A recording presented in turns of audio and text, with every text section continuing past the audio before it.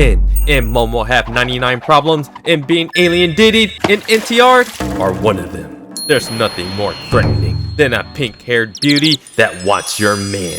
Now, there's a stud among all studs here to take your woman. What would you do if your woman's heart is trying to be swayed by this threatening perfection of a man that is in Joji Jin? Well, I guess we'll find out through Ken. Welcome to another episode review of Dan Dan Dan, episode 11, Hatsukoi no Hito. After an arc where Momo has to fight her feelings of jealousy, and for Ken to help make the situation right, we are now in the reverse. The episode starts off with Rocket Engine Valve, with Ida laughing at the goofy Momo playing Hiroshi Abe as she opens the door to find who the hell's this guy? Hatsukoi aite da. Her first love. You know what happens when you're building a romantic relationship with another girl but aren't official?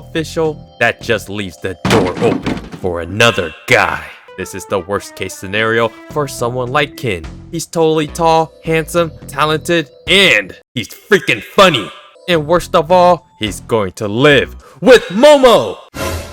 In Joji Jin starts to show all of his lovable and likable traits. I mean, he's totally dreamy, charming with a perfect balance of goofy, complimenting Ayase Baba, and totally has that flirtatious playboy personality that will get all the girls moist. Momo freaks out because Ayase Baba tells her that Gigi will be living with them due to his parents being hospitalized and him needing Ayase Baba to exercise some spirits. So that makes Ken as equally terrified as this other dude just shows up out of nowhere. Give it to Ida to feel what we all feel about this massive start of an NTR situation, but for all the wrong reasons, as Ida thinks Momo's deep, dark, twisted plans are ones of demonic evil, as Ida is the one that voices her distaste the most for trying to recruit this handsome, tall, talented, romantically threatening demon into her demonic abode that is the Ayase household. Ida sees Momo's demonic plans of Ragnarok and she rushes out of this NTR situation, making sure she saves Ken from this demon. Unfortunately for Ken, he too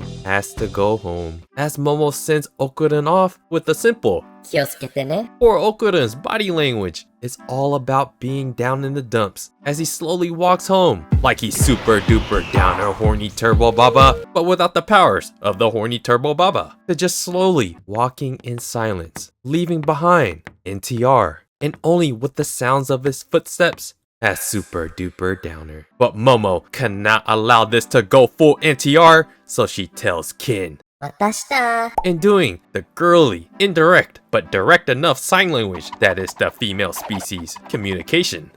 Okuren, say it, you bitch! And so Okuren says it back to her like a bitch. What we have here is a continuation of two lovebirds, never fully confessing to each other. Both lack self-awareness in different ways. If only and only one day they can build up the courage to be direct, that will likely be the end of the story. This scene, like in the previous episode at the Queen's nurse's office, continues the motif of two MCs not being able to fully confess to each other their love that will quell a lot of the inner frustrations of jealousy. As in a storytelling perspective, with the previous arc against the Serpos, it gives Momo her NTR experience with the Ken and Ida tandem in the almost kiss moment. Now it sets up Ken to be in his NTR experience, as the story now sets up this new character that by all accounts is very likable and is as gentlemanly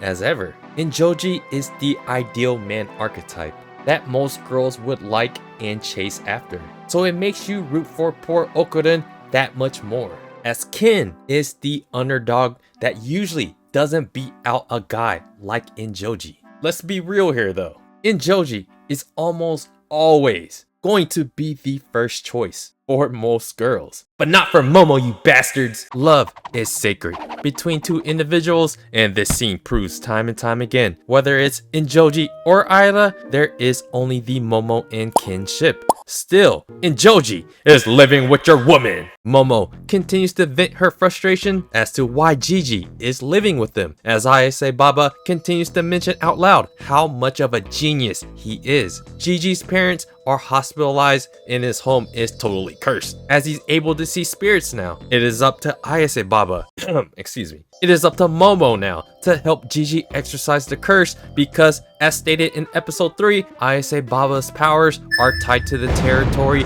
that they are in. So Momo being able to use her powers anywhere is the more reliable choice to help Gigi. Momo and Gigi end up doing the dishes together after having dinner, as we get a little bit of more insight into their relationship as youngsters. As Osana Najimi, Gigi always teased Momo, but he certainly regrets that behavior now. We now get into more of the nitty-gritty of the plot. Like Aida's first experience of Golden Single Jingle touching for the first time, Gigi is now experiencing his own bout of the supernatural, which leads to Momo bringing up Kin's Golden Single Jingle. But Gigi misinterprets this, continuing further into Injoji's backstory. After he moved away from Momo for middle school, they ended up moving up further into the mountains because nature is cool, except his house was not. Over time, he started to feel more and more of this spiritually dark, haunting energy that was slowly taking over the inside of his house, as Gigi eventually was met face to face with whatever dark spirit trying to gain his attention for who knows what bodily desires. Like a lot of parents, they ignore Gigi's warnings about this supernatural activity, and that eventually leads the parents to be hospitalized, leading him to do everything he can to find any exorcist or spirit medium to rid of the powers that be. Many of the people that tried to help Gigi committed self-aliving, which led him to Ayase Baba being the last resort, leading him back to Momo and maybe her heart. With Momo fully understanding his situation, she now understands that Gigi made the correct choice in seeking out Ayase Baba. Then Gigi apologizes for his childish behavior in the past and for putting Momo in such a dangerous situation. It is now up to Momo to help Gigi, and it might even be related to a certain Golden Single Jingle. If young Momo is up to the task, she might not have to do any more impressions of Hiroshi Abe, as Ayase Baba will buy all the school uniforms Momo wants. This was quite the long intro, but it both establishes the romantic plot and the main plot. Like Aida, Gigi brings the NTR element to Kin's side of the jealousy, as we get to experience all the pain that comes from a koigataki. While at the same time, like in the previous arc, it may just set up some really good payoffs. Notice how Seiko Ayase always brings up that Gigi is a tensai, a genius. In storytelling, it's very rare that when you see something or someone says something that it just goes totally the waste. So Ayase Baba continually telling us that Gigi is a genius, it certainly means something. It also goes along with the theme, the archetype of who Injoji is, as he is the Aida version of the spectrum of this romantic foursome. We have the popular and pretty girl in Shiratori Aida, liking Kin, and we have the ideal man in Injoji Jin, liking Momo. With this romantic plot point now being set up, the main plot will now naturally take us through this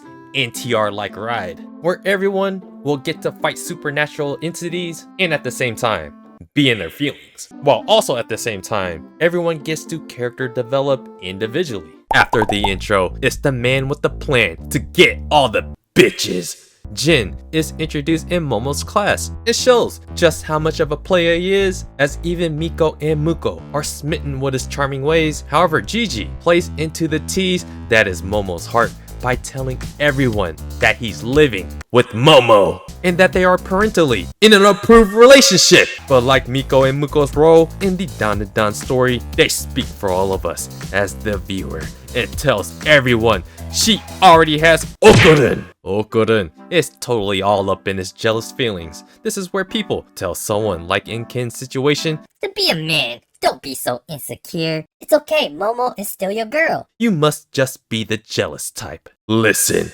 we all feel the pain of jealousy, and that is part of the self-awareness that is a relationship, to help each other ease that pain. But in the Dandadan story, before Kin and Momo's open confession to each other, oh, you're gonna feel the pain of the NTR. Kin is in class and racking his brain over how he's getting NTR'd. Gigi even speaks so familiarly to Ayase-san and calls her just Momo. That tall bastard is ikemen as fuck. Everyone wants to pretend like they ain't Momo in the previous arc and like they ain't gonna be feeling the exact same way like Kin in the same exact situation. Does Momo still like Gigi? Will she be swayed by this perfect ideal man? Manga people, shut your goddamn trapezoid.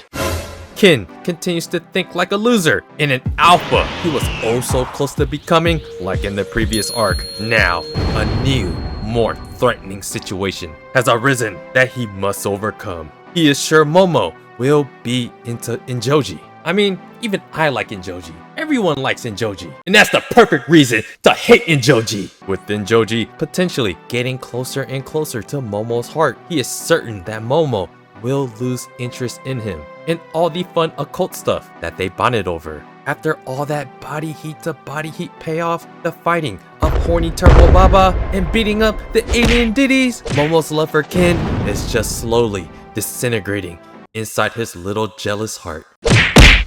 Like every man does and should always do. When they feel insecure and not good enough, it's time to get swole. Swoller than swole. Because physical attributes compensate for a lot. It's no coincidence when you work on yourself that love eventually finds you. Hi, Okurin.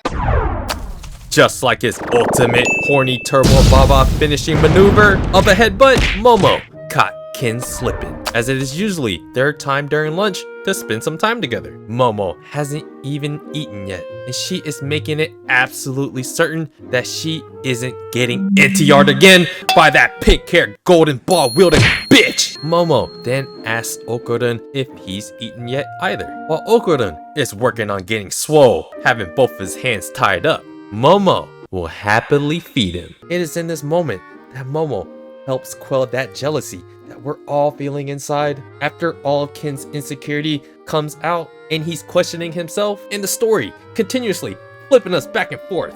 Just when we think we're going to get another romantic payoff, and Joji cock blocks to inform us that it is indeed too early for that kind of payoff. Momo brings up the point that Injoji was supposed to be eating with Muko and Miko, and that certainly makes Gigi want to tease Momo for something that can be perceived as jealousy. He even knows what she likes, like yogurt flavored pumpy. Now, just when Ken thought he was out of the NTR, this tall, handsome bastard comes back to stomp all over his feelings. It's like a continuous bee sting to your heart as Ken watches on how Injoji is so easily and cleverly thoughtful, kind, and endearing to his Momo. We've never seen Momo act so happily and giddy before, and it's due to this other handsome man that's giving your girl a present. Sometimes we can be just like Ken. It's a pain that all guys feel, handsome or not. No one wants to watch the girl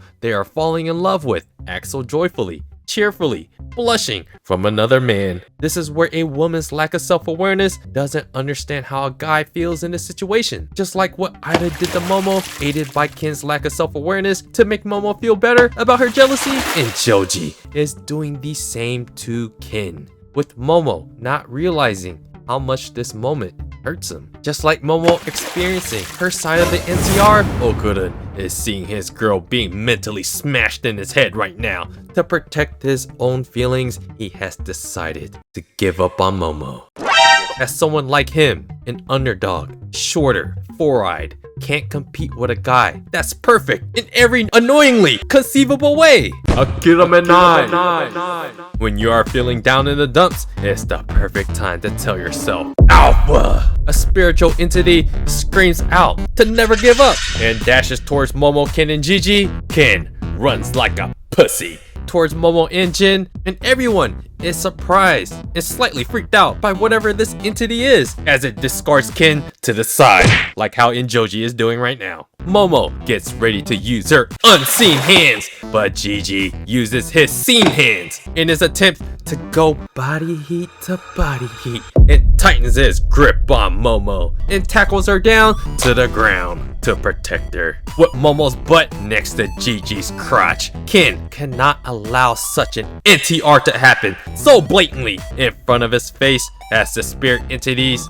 Akira Minai has awoken one of his golden single jingles to fight for his girl. As the spirit jumps over Momo, she sees something magically golden and yells to Okurin. Gigi keeps restricting Momo's movements to use her unseen hands while body heat to body heat, but eventually Momo's able to use her unseen hands to hold on to the sprinting yokai. This yokai spiritual entity guy is no ordinary yokai, as it just can't give up. It takes Momo and Injoji along for the ride. Momo screams out to Okurin once more to help. Okurin screams out like a little beta to tell Gigi To get off Momo. as the yokai continues carrying them, swinging them around. However, never mind how beta Ken sounded telling Gigi off, it's time to go alpha as horny turbo super duper downer strips down to save Momo. Okurin catches up to the yokai, Gigi and Momo, and they attempt to break away using the power lines, but it pits them in an even more dangerous situation as they're about to hit a bus going all out. But Ken is the savior of his own NTR moment and grabs Momo before the bus hits them.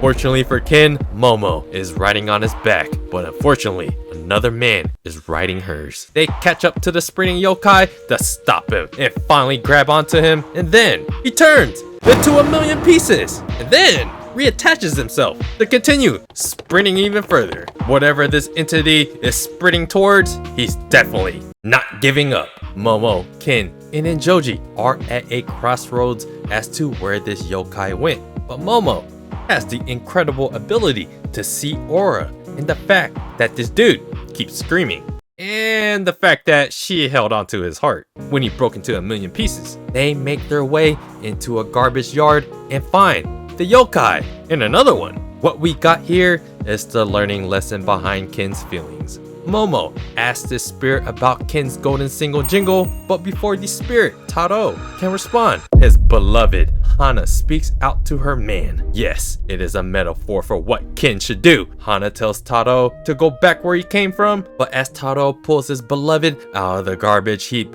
in full satisfaction, he will never give up on his woman, risking exposing his spiritual yokai status to the realm of Ningens. Ever since Taro met Hana, he will never give up on his beloved. No matter how dangerous the situation becomes, no matter how dark and gloomy life pits obstacles in Taro's way, he will go to the ends of the earth. And it's all because Momo. Aishiteru! Just when the story teases NTR, Doki Doki, it always brings you back home. Because you never go full NTR! Taro's love and doing everything he can for Hana is Ken's metaphor and manifestation of his own unresolved feelings. To give up because of this face, who is so goddamn perfect, handsome, smart, popular, and talented like Ken and all of us other average dudes. What is the point of an underdog story of beating the odds if you never try to beat the odds? From a funny, considerate, and too goddamn perfect of a Koigataki, Injoji may be Momo's first love, but Ken is hers now and forever will be. So in this moment, he shall never give up. He shall never say never, because he will overcome any NTR situation the story puts in his way. The story is a constant reminder that the plot be plotting, but it always comes back to the plot that matters the most. That is, the relationship between Momo and Ken. This episode builds up in Joji to be likable in every way possible. And this is showed by using literally everyone else, like Muko, Miko. Even the NPCs got some action. And with someone like Ayase Baba constantly telling Gigi that he is a genius, that continues to play in the theme of this archetype of Joji Jin being that perfect ideal guy that most heroines will fawn over. He's lovable in every way possible that has no flaws. His backstory of how he ends up at Momo's house is very reasonable. It makes us relate to him even more in his situation. And you can tell by his playboyish kind of nature, he is 100%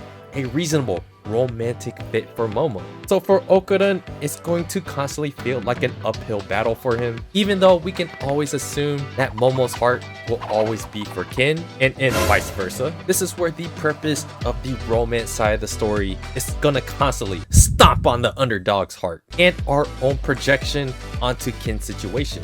But at the same time, if an author wants a feel-good ending, every arc has rewarded us with something positive or the Momo and Ken ship. The experiences in Ken and Momo's relationship are all metaphors for what happens in real life. And guys, I can 100% relate to this story. So yeah guys, let me know what you guys thought about this episode of Dan Dan, episode 11. I believe there is only one more episode until sometime next year. There's been rumors that it is going to happen in the summer of 2025, but I don't think it's official just yet. But yeah, there's a ton to look forward to and I can't wait. So yeah, let me know what you guys thought about this episode. And do me a favor guys, hit the like button for the Ken and Momo ship and subscribe to the channel if you guys haven't already. Check out my blog at otakusen.com and I appreciate you guys watching and I'll see you guys on the next video.